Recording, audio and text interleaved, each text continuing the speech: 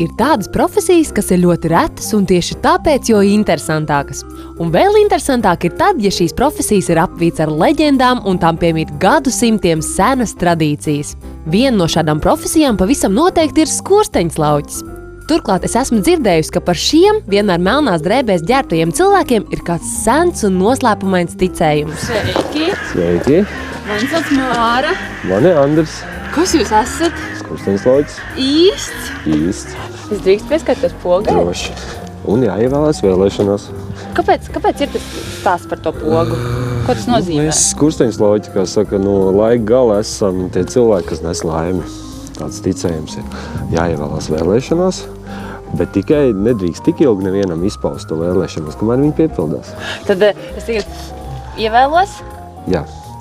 un nedrīkst nevienam stāstīt. Ne. Cik jums bieži gadās, ka jums kāds pienāk klāt vai bērns vai pieaugušais un lūdz aiztikt pogu? Principā vienmēr jau uz ielas formā. Bet jūs arī kādreiz atsakat vai nedrīkst atteikt? Nē, neatsakam. Andris par skursteņslauķi strādā jau 16 gadus, un izrādās, ka skursteņslauķi tīra ne tikai skursteņus, bet arī ventilācijas šahtas. Šodien Andris tieši tā arī dara. Viņš tīra ventilācijas sistēmu bērnu dārzam, lai bērniem telpās būtu svaigs gaiss. Kas tev tie visi tādi pa instrumentiem? Skatos, viena Viņa ir smaga. smaga bumba. Kas tā ir? Tā ir lēne. Un Viss ko? šitas instruments ir lēne. Un ko to Skursteņu dara? tīrīšana. Šito mēs laižam, atbrīvojam striķīti, tad pieejam pie tīrāmā objekta. Tas ir dotajā brīdī ventilācija. Laižam viņu iekšā, nocentrējam, ja, un tā bumbiņa mums visu to birstīti velk uz leju. Jūs mēdzat noklausīties arī sarunas? Jo tur dzird. Tur dzird. Tie ventilācijas kanāli, viņi tā kā, ziniet, kā saka, klusais telefons. Jā, reāli tur dzird, Jā, ko bērni runā. Pagaidiet. Jā. Kaut kāds Tur visu dzīvoļu dzird. skaita. Un tīrot ventilāciju, ja, tur ļoti atbalsojās viss. Klasē pamatīgi var dzirdēt.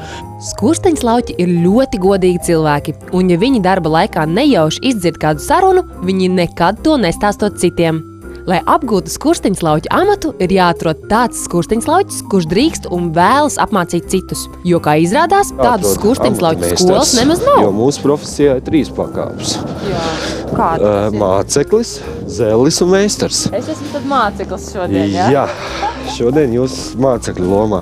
Zellis principā var darīt visu, gan drīzai to pašu, ko meistars. Ja? Tikai viens punkts viņam trūkst certifikātā. Ja? Viņš nevar apmācīt. Tad jūs drīkstētu mani apmācīt. Es drīkstu. Varētu domāt, kas te tur tāds īpašs - tīrīt skursteņus. Taču tā gluži nav.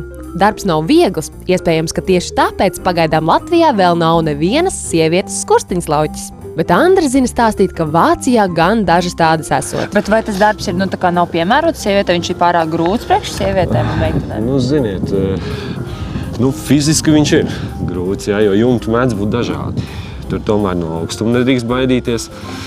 Ir jābūt arī samērām stiprām rokām, kājām, jā, jo tomēr mēs ļoti bieži kā alpinisti strādājam, jo jumti ir dažādi. Kāds ir bijis trakākais jums, uz kuru tu esi kāpis? Šis ir tāds taisns. Baznīcai. Baznīcai, skursteņs tīrīt. Jā. Kāpēc tev patīk skursteņslauķa darbs? Katrā mājā, kas ir galvenais? Pavārds, siltums, piekrītat, jā? Jā. Un mēs esam tie cilvēki, kas brauc glābi skursteņus, kad nevar iekurināt, jā. Ja tu nevar iekurināt, tad tev mājās, nedarbojas pavārds, nav siltums. Pēc vēl, piemēram, skaisti skati, jūs redzat, tad ar jumtiem var tik skaisti redzēt. Jā. Skaisti skati, jā, man jau no bērnības augstums piesaista. Bet tā taču ir forši būt Bet skursteņslauķim. forši. Es tagad arī mācīšos būt par skursteņslauķi.